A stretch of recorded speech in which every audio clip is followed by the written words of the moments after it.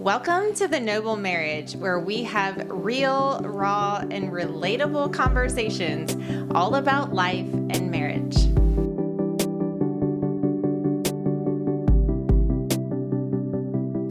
I'm Adele. I'm Travis. And welcome to episode 8. Episode 8. Hey, babe. Hey, handsome. It's good to see you today. It's so good to see you. Are you ready for this episode? I'm not sure. This I'm is sweaty. Well, I was going to say last episode was all about Travis, and I didn't care for that one. I was kind of curious how you're feeling right now. Yeah, I'm a little sweaty. Well, I'm going to get through it, though. You're going to be vulnerable. I am. You're going to be hot, humble, open, and transparent. Yes, sir. But first, I want to start with gratitude. Oh. So I want to share with you that I am grateful for how intentional you are at spending quality time with me. You really make it a priority every day to have some kind of quality time with me. And I've just seen how that has really nurtured my heart and turned my heart towards you. And I'm just Thank you. So grateful. Thank you. Mm-hmm. And I really enjoy spending that quality time with you as well. Yeah. Thanks You're for that. very intentional with my heart. I received that. I really appreciate it. Thanks, babe. It has rewards and benefits, just saying. You take good care of my heart. Well, that leads into my gratitude. Now that you said that, my gratitude is just how much... So let me back up, and I want to explain my gratitude a little bit. So I feel like through our marriage, I have done a lot of bidding toward you for love, attention, affection, and my gratitude towards you is I just feel like you really do show me a whole lot of love and appreciation. You're often coming up to hug me and, rub my arm, speak life into me and encouragement into me. That's something we haven't experienced earlier in our marriage. Mm-hmm. And it really does lift me up to hear you just fill me with the things you're appreciative of or things that I've done. And I just really appreciate that. I appreciate how you make bids toward me. Thanks. Thank you. I received that. It's all genuine because you take good care of my heart. Thanks for being a leader. Thanks. Mm-hmm. That's fun. Yeah, so we just let you in on our little gratitude conversation. But the reason we do this every week is because we want to inspire you to do this with your spouse. I am telling you, the couples we work with, they say that this one thing is so transformational for them. Because for the first time, the couples we work with, they're in crisis. And you may not be in crisis, but if you don't do things like this, it could lead to a lack in the relationship. I'm not here to complete you, but I am here to be your biggest cheerleader and supporter.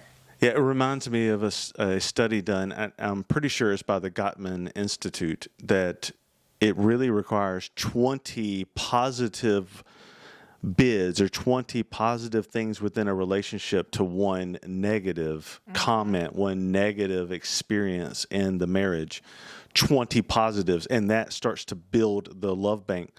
Anything less than that, it starts to take away. Boy, we were upside down, weren't we? Right. We had a 20 negatives to maybe one positive. Yeah, I didn't want to say anything positive. No, I didn't either. There was nothing positive to say. Right. Hey, let's talk about last week. Last week, we talked about this double life that I was living, and I was talking about how secrets made me sick. And on it, we had you look, like, are there secrets you're keeping in your relationship? Maybe they're small. And how are they impacting you? And we talked about where they came from. They didn't start off as these big things that created betrayal or created hurtful relationships. They start small, and they build themselves up throughout our lives. Yes. And today's conversation is all about me. Do you have a secret? And I had a secret, and I got caught. By a cop. What was I even thinking? Like, you are a cop. Like, basically a investigator. Right. And here I thought I could get away with a little secret. You didn't. All right, so I'm going to read this section from a chapter that I call Fairy Tale to Fear. The first 2 years were really great. It was the honeymoon stage that seemed to just go on and on. We laughed a lot, spent good quality time together, and enjoyed a lot of the same things and activities. We felt connected. We seemed to be figuring out this marriage thing. We had our issues and definitely argued about things that I never could, for the life of me, figure out why or even what we were arguing about. But I figured that's all normal marriage stuff, right? Can I just say it's hard living with someone day in and day out when there are some personality clashes involved? Like, for instance, Travis used to be quite OCD about how he kept his living space. In fact, when he did his laundry, he even ironed and neatly folded his socks and underwear. Who doesn't do that? He was quite particular, I'll just say. Well, I'm the opposite. I really don't care if clothes are on the floor for a period of time or things are left out on countertops. I'll get around to cleaning it later. It's just not that important to me.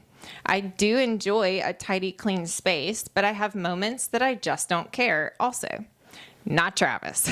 This man, even still to this day, will stop a movie we are watching to clean dishes and do other tidying chores around me. LOL. This is just one of many differences that we had to work through, and I'm sure you have as well. Marriage takes a lot of intentionality, and it's work investing into it. And what I'm about to share next changed everything in our relationship. But we're going to pause right there. We'll pause. I wonder if you can relate to what Adele's talking about in this honeymoon phase. And in your relationship, I'm curious, I'd love to know in the comments, how long did it last? Studies typically show it lasts between 18 and 36 months. It's really the time frame that you're just so in love that the things that prick our heart, we kind of tend to just say, it's not that big of a deal. I just love him. It's okay. I like to call it mean it that way. Exactly. I like to call it a withholding stage. Withholding stage. It's a withholding stage of not always sharing exactly how you feel in the relationship, not always sharing, not being transparent, fully transparent in the relationship. Yeah, and it's because I really love you and I want you to love me, and I don't want to kill that vibe. Mm-hmm. You know, there's this awesomeness that goes with it. So drop in the comments below how long it lasted for you. Let's just talk about for a second 2 adults meshing their lives together under one roof.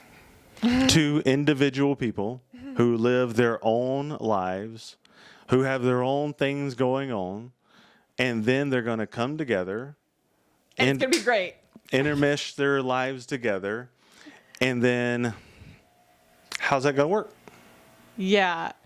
Maybe one of you is a morning person, the other one's a late night. Like, we had that issue for a little while. Now we're the same, which I love it. Yeah, maybe you want kids. Maybe someone doesn't. Yeah. Yeah. Maybe you have other differences as well. Like Quirks. Travis and I have different parenting. We have different parenting. We have different quirks. Like, we have discovered that Adele is really good at opening cabinet doors and cabinet drawers. She's really good at turning light switches on. She's really good at taking things out of the fridge. Uh-huh. You're good at all those things. I'm excellent. And we have now discovered that I'm really good at closing cabinet doors and drawers. I'm good at turning light switches off. I'm excellent at putting things back in the refrigerator. You are. We complement each other so well. We've learned so much about each other and our strengths and abilities. Yes. And I'm curious, how have you worked through these challenges in your own relationship? We want you to put that in the comments below as well, because this is like real life relatable stuff here. We all go through this transition in marriage. Yes, and have these annoying habits and things that we have about each other or that Right. we don't like about each other. Right. Okay, so I'm going to read more. Okay.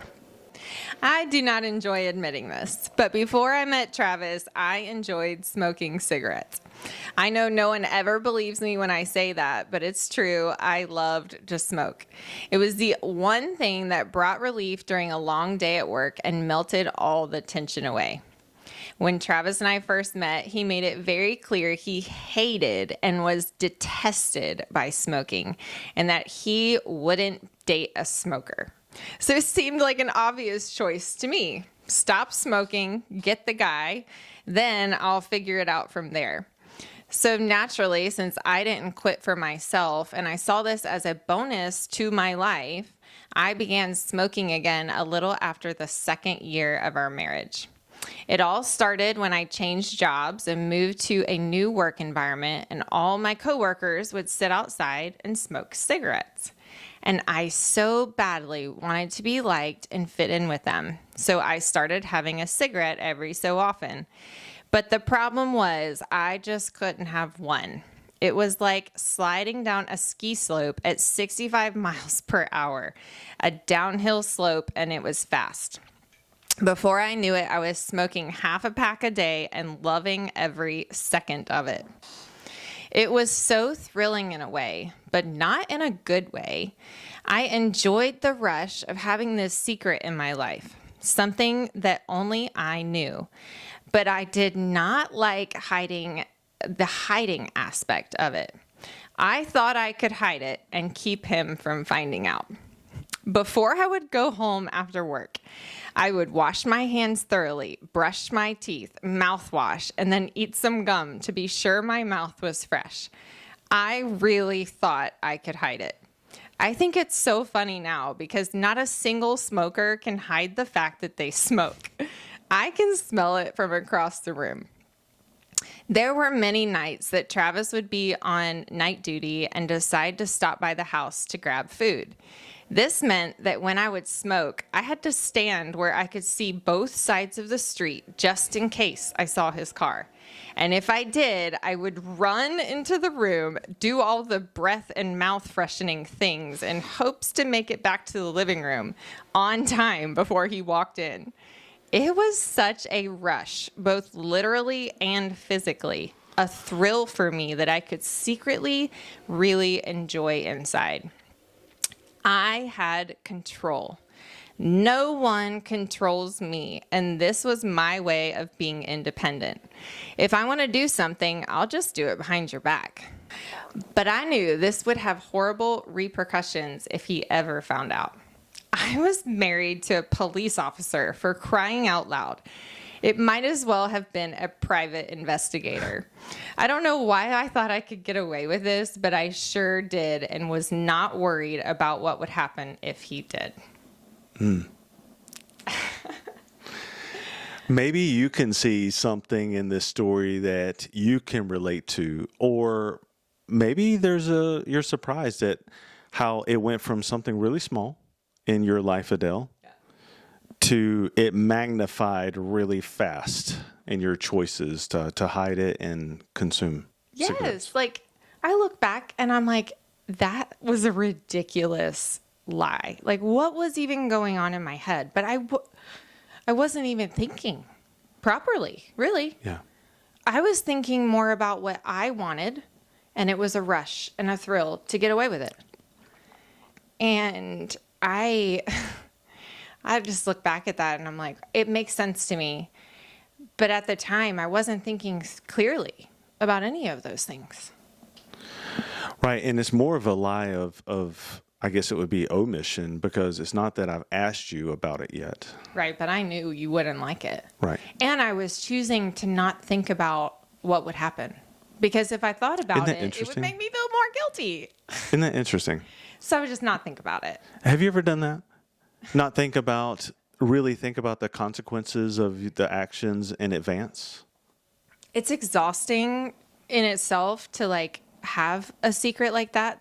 I mean, looking back at all I went through, there were times you'd stop by twice in the same evening.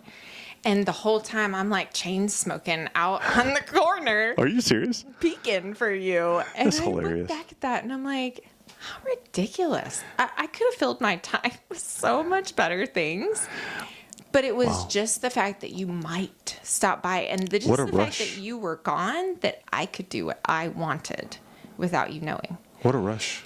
And maybe yours isn't cigarettes. Maybe yours is eating. Certain foods you know you shouldn't be eating, and you do it behind closed doors so that nobody knows.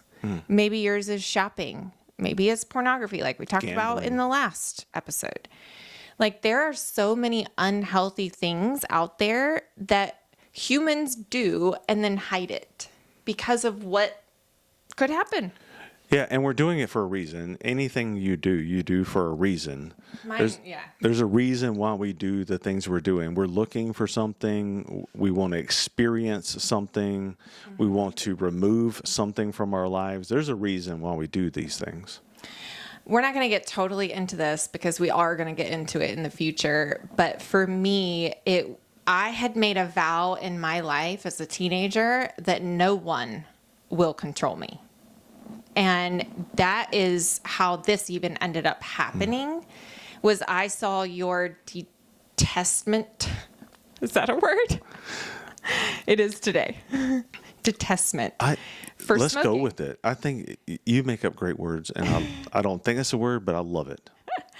Yeah. It works great. It works great. It was your detestment for the smoking that made love it. me You keep saying feel that word. like you were controlling me, even though you were just conveying your desires. Like, I don't even know, did you know I smoked when you said that? Or had I just smoked a cigarette and you were like, I don't like that? I don't remember. Okay, what I think you're talking about now is when we were dating and when I told you my opinion. Because that's when it happened. I told myself, you will not control me, but I will pretend for a little I'm while. pretty sure I smelled it on you or something like that, and I was just sharing with you my opinion about it. Very strong opinion. Yeah, you were manipulating me. Yeah. Most likely. No, that's true. I think it's I know. important to say that, listen, we want things in life. There are things that we want in life, and then there's how we go about getting those things. Well, you got the message across because Exactly. I put them down for a time frame. Right. I didn't give you a good why behind it. Right, and I didn't own it. And so in my mind, I'm like, you won't control me, buddy. Watch and see. You do not want to be controlled. Yeah, it's still something I'm working on. All too often, we might think that this one little thing is not that big of a deal. I can handle this without going over the line. But over time, sin ends up sucking us down a slippery slope that is extremely hard to get off of once the downhill motion has started. All my adult life, I carried little secrets with me and enjoyed the thrill of having them. You see, the thing about secrets is that they never really stay a secret. Eventually, they get found out. People get hurt, and this is the whole plan of the enemy to begin with. Secrets are thrilling and dangerous in life, especially in marriage. Yeah. I just got chills because I just remember, like, I'm about to read what happened after that.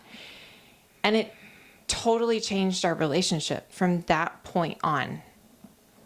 And I can just see it so clearly now that it was my choices in this that like severed whatever we had. And it was so early in our marriage. Wow, it's touching you now.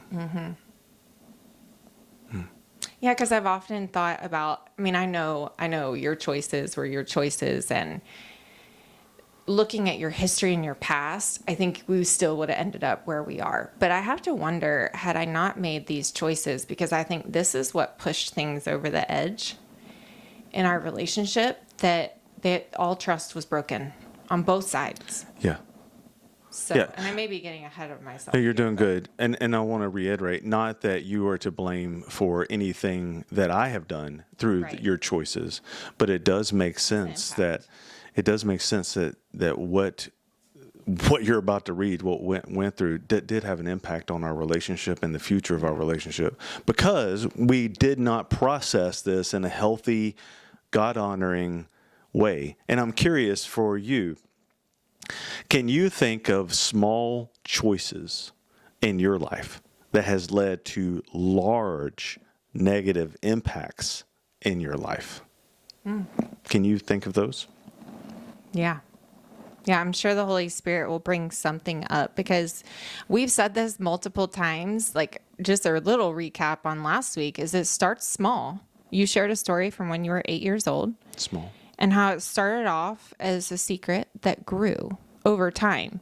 And it's the brain that enjoys the thrill of the secret. And that's exactly what was happening to me here. Mine dates all the way back to my childhood, because I found a thrill in secrets there as well. But they were small. They really were minuscule in the big picture of life, but they led me somewhere. They led me to this right here, lying and keeping secrets from somebody I cared about the most. Yeah, and that's one of the reasons why affairs, being unfaithful to your spouse, is just so thrilling until you're caught. Oh yeah, all the thrill evaporates. There's a high. Immediately. There's a high until you're caught, and then it is completely changed. And that's also how like multiple affairs happen, because it's chasing the high and the thrill that the secret brings until it's not anymore. So there's this like search, and yours may be gaming. Like I said, yours might be like binging on food, certain shows you shouldn't be watching. It could be a lot of things. Yeah, and if we don't address these in our life, we're going to keep having issue over and over and over, chasing the thrill of these secrets and destroying our relationships until we identify what it is that we're going after and the why behind it. Yeah, where did it all begin with? And that's what our entire book is about. And so I hope you continue to follow along. But I'm going to jump back in and read more. Then it happened. I was sitting on the deck at work one afternoon, smoking away, when my phone rang. It was Travis. He was asking me interrogating questions that I knew he already knew. What worked for me in the past was to pick a lie and stick with it until death. Don't give in. I remember lying and digging my grave deeper until he finally told me that he drove by and saw me smoking. That's when everything changed. Our relationship was never the same after this. I was so conditioned to lie because I really believed I can't be honest with people or they would reject me, abandon me, or leave me. I felt like I was right. Something snapped in Travis that day. He didn't look at me the same after that, and I knew it deep in my heart. He looked at me with disappointment and disgust. He told me how disrespectful it was to him. This brought on a level of control that was unhealthy in our marriage. He didn't trust me anymore, and he was right not to. I couldn't be trusted. This is typical in marriage when one spouse betrays the other spouse. The trust is broken, and the desire to control the situation from happening again is very real. This is what we refer to as a parent-child relationship that is extremely unhealthy. Trust me, I like control too. We all like control, but it is important to realize that I am the only one I can control. Anytime I try to control someone in my life, I will always feel more out of control, and you will too. This was the event in our marriage that changed everything. The honeymoon was over. Yeah, because now we had fear, anger, pain, control, arguments, betrayal. Boom. It was distrust, disrespect. heavy. I remember not wanting to come home. I remember broadcasting to other people about how horrible you are and how controlling you are. But I didn't want to look at me.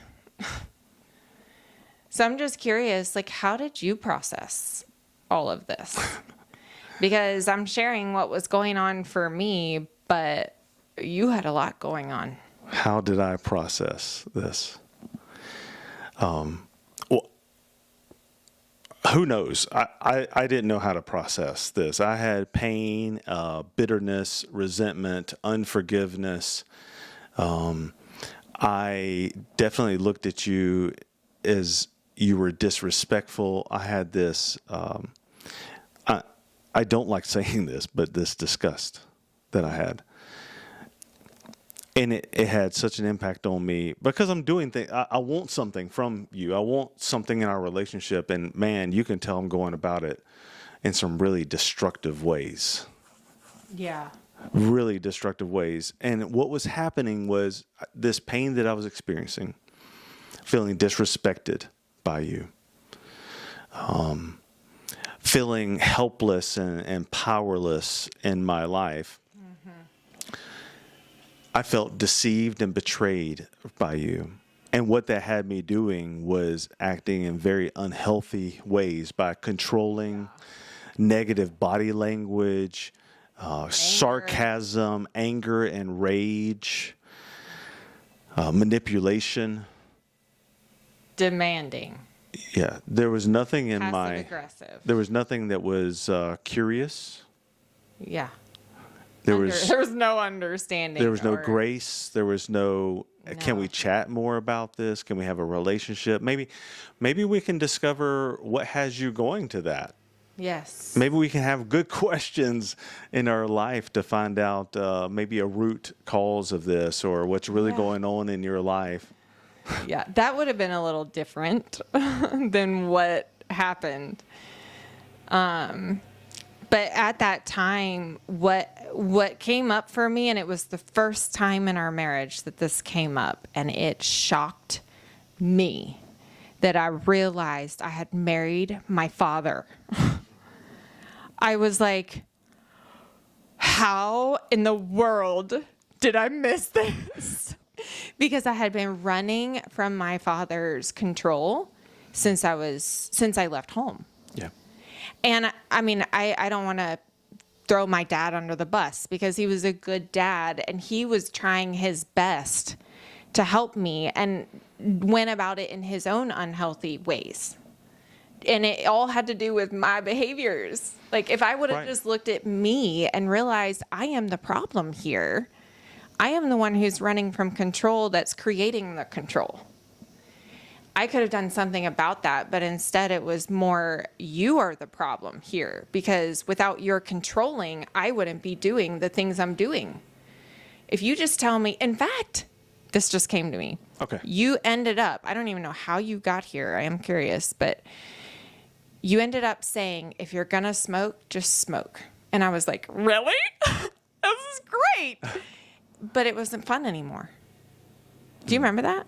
It was me running from the control and wanting my own independence that had this thrill of keeping the secret to begin with.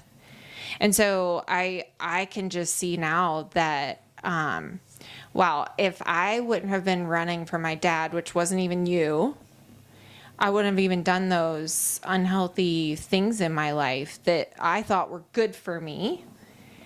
Because I needed independence, I needed that control in my life to prove that I can run my own life.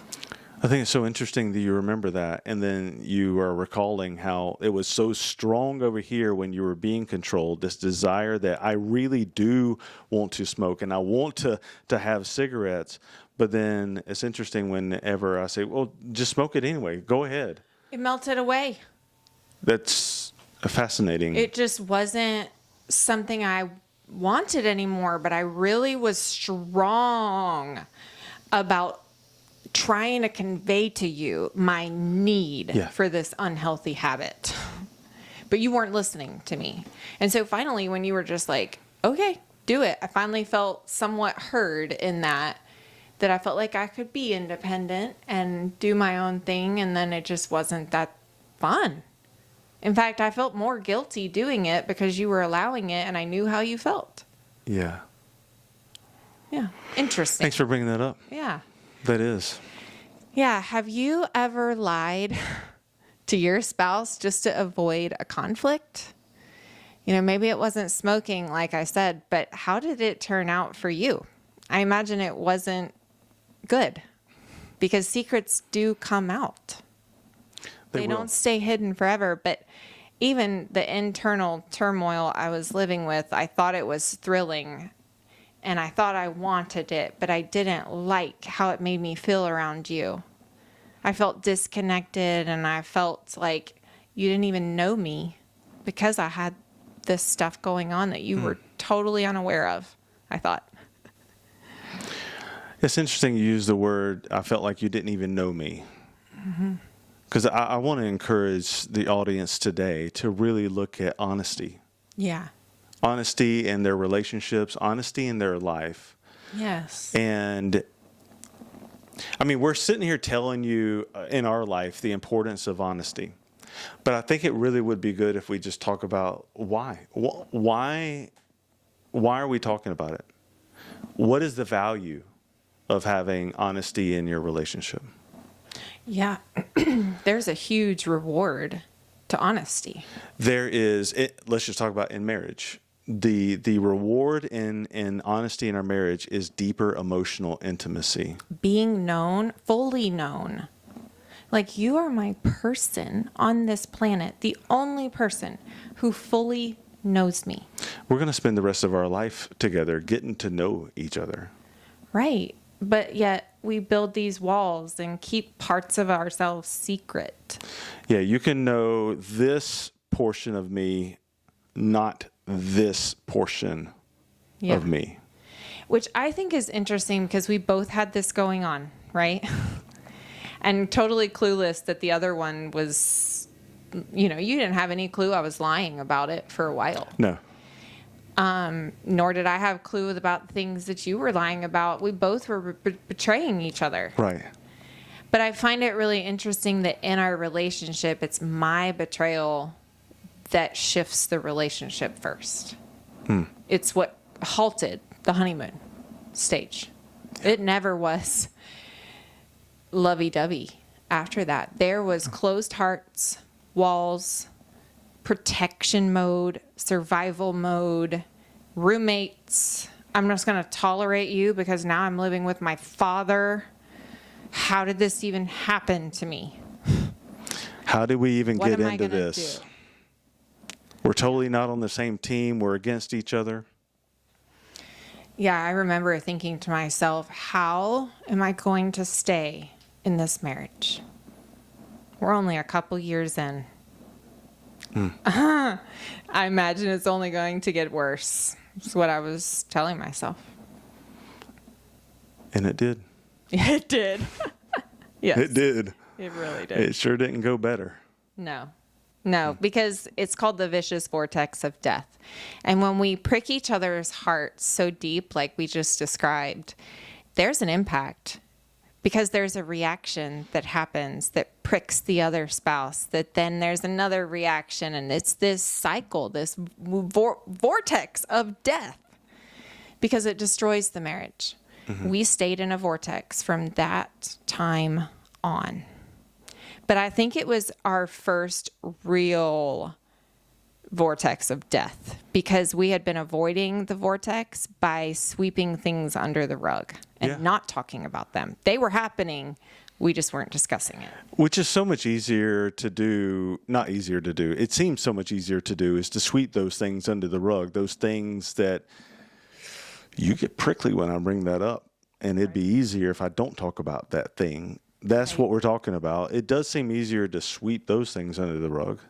Yeah. But there's just so much value in bringing them out and talking about them honestly, like honestly talking about those things in our life.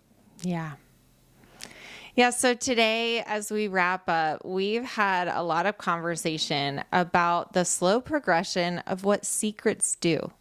and how they're from the enemy. And all he wants to do is wreak havoc on your life later, because he will do his best to expose any secrets and lies, because he knows what happens in a marriage when that happens. People can't get over it, just like we couldn't get over it. Yeah. Yeah. And so we also talked about the slippery slope of secrets and how they get bigger and bigger. We discussed the dangers of control in a relationship and how that's a parent-child relationship. And that is just so unhealthy. And we also discussed... Hey, I want to go back to what you were just saying a while ago. It just keyed into me about how the slippery slope. They start off small, and we mentioned this earlier, and I think we mentioned it in the last episode too, is the enemy puts these little small compromises, because every single couple that you and I have ever talked to that has betrayal, not one of them has said, that's what I wanted to do. Yeah. I wanted to have an affair. I wanted to betray my marriage. That's what I was looking for. I wanted to destroy my family. Yeah, that's what I was looking for. Nobody is saying that. And so the enemy is just not throwing that out there as a fish hook for us. It's going to start off with, maybe it's the coworker who is saying nice things to you that you haven't heard from your spouse. It's going to start off really small. Oh, I really like hearing that. Mm-hmm. That makes me feel good whenever that person says or does that or whatever. Mm-hmm. Small things that would lead. Well, yeah, and if the enemy can get us to close our hearts inside of our marriage, it makes us susceptible for his scheme and plan of people outside our marriage. So it's all part of the plan. Closed hearts equals no intimacy and opening the door for so much more. Yes. I would love to give our equation for emotional intimacy here, now that you've said that. Yeah. So the equation for emotional intimacy, because that's what we want. Right. In our marriage, we want to be emotionally connected. How do we get there? We start with emotional safety. That is me being able to be present with you and you sharing something with me. Mm-hmm. Open, honest, it's not about me. transparent. It's about you. I get to listen to you, and I'm emotionally safe for you to share. Mm-hmm. That's where it starts. And then there's openness, being able to share openly with each other. So emotional safety plus openness will always equal emotional intimacy, even in tough conversations. And that builds trust. It is. Like had we done that in these circumstances from last week's episode and this week, we would have built emotional intimacy rather than sever it. Right. But we didn't know what to do. All we knew was close our hearts and protect ourselves from the person who's close to me right now and hurting me. And all too often, that's exactly how it starts inside a marriage, is small. Those, our heart gets pricked and it's small, but over time, those walls are like a fortress that you can't penetrate at all. Mm. So that's why people fall out of love. It's why there's affairs. That's why people get divorced. And it's so sad. Yeah. And it does bring on these strong emotions that we need to process. You are against me. You are not my teammate anymore. Can I do that real quick? Can I do that Sure. statistic? Really Okay, quick. let's do that real quick. How quick? Quick. Okay, quick. All right, so I want to really quickly give you this statistic because this is amazing to me. It is. It's Okay. so amazing. So a survey was done out of couples, and 97% of these couples feel like their spouse is against them. 97%. Really get that. 97% of couples feel like their spouse is not on the same team. Maybe you're against me in some way. There's something that you're against me. However, this is really interesting. When they were studied, 99.3% of them said they're actually for their spouse. Actually, 99.3% of all spouses say they are for their spouse winning. Just sometimes they don't have the right reactions and behaviors that they want to have in their life. Yeah. And when I think you're against me, I'm going to respond as though Right. I'm going to react as though you're against me. Because you're interpreting, you're assigning, you're judging that I am. Mm-hmm. And so it would make you act that way. Here's what's really cool. In the same study, and this is interesting, 0.7% of the spouses are actually against each other. Not even 1%. Not even 1%. Amazing. Yeah. Those are the ones actually, you know what? I am against you. I'm not on your team, and I want something to happen in our relationship that would be against you. Yeah. So I want you to look at your own relationship. Do you think that your spouse is against you? They are most likely not that 0.7%. Right. They are for you winning. Also, I just want you to really get honest with yourself today. Where are the little compromises in your relationship that is keeping you from being totally honest? The little compromises. Yeah. Yep, those little compromises. And I really feel like who hasn't kept one little tiny lie? Like about Dollar General or Dollar Tree or whatever it was. Yeah. But the enemy is waiting. Mm-hmm. Waiting for dishonesty. Because if he can get us to be dishonest, he can use it later to destroy us. Yes, this reminds me of Song of Solomon, chapter 2, verse 15. Let's chase away those foxes that keep eating away at our vineyard. Yes. And this is what these little bitty foxes are, is these little compromises, these little things that would keep us disconnected in our marriage, or in our relationship. Yeah. What are the foxes that you need to chase away so that you can have a fully transparent and intimate, emotionally intimate relationship with your spouse? So earlier, at the very end, you were just talking about these emotions that happen. Yes. Next week, you want to join us. I think next week is going to be our absolute best episode. Yes. We're going to talk about these emotions. And then how do we process them? Don't you want to be a better processor of your emotions? Mm-hmm. If I can't process my emotions, wow, there is so much destruction that comes from that mentally, physically, emotionally, and spiritually. Yes. And next week, you're going to share a really traumatic event that happened to you on the police force that created a chain of reaction from not processing. And there are a lot of you out there who have trauma, and it might be big and small. And so you are going to want to tune in every single week. Next week is all about how you can process in a healthy way from trauma that happened to you in your life. I think you'll get the most healing out of next episode. I really do. I want to thank you each for joining us. This journey is something that has just blessed Adelle and I to be able to walk through and do. It has blessed our marriage. I've enjoyed writing this book with you. Yes. I've enjoyed being able to come up with this content to be able to share. This has just filled me with so much life that I've needed in this season.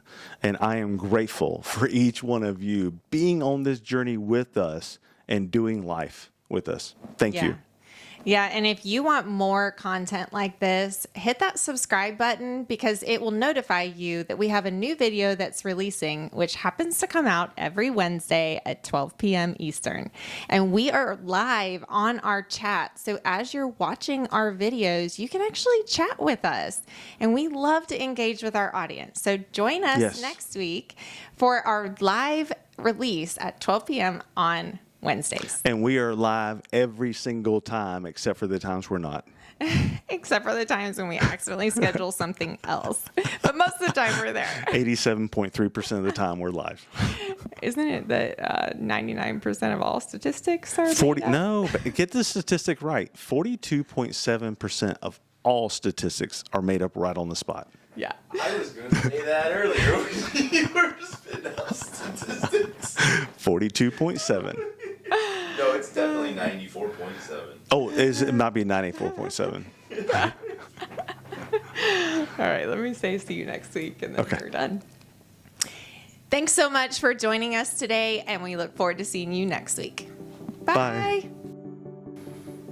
Boom. You gotta blow it up. Come on. Oh, sorry. Thanks, babe. Way to go. Yeah. That was good. That was great. I can't wait till the next one's me. Right? That's one of the good ones. Thanks for that. I felt it and I was curious if you could hear it, and it felt like it kept getting trapped. And I'm like, what is going on here? How are we doing? Yes. I would love to give our equation for emotional intimacy here now that you've said that. Yeah. It is. Openness. Thank you. No, it's safety. Thanks.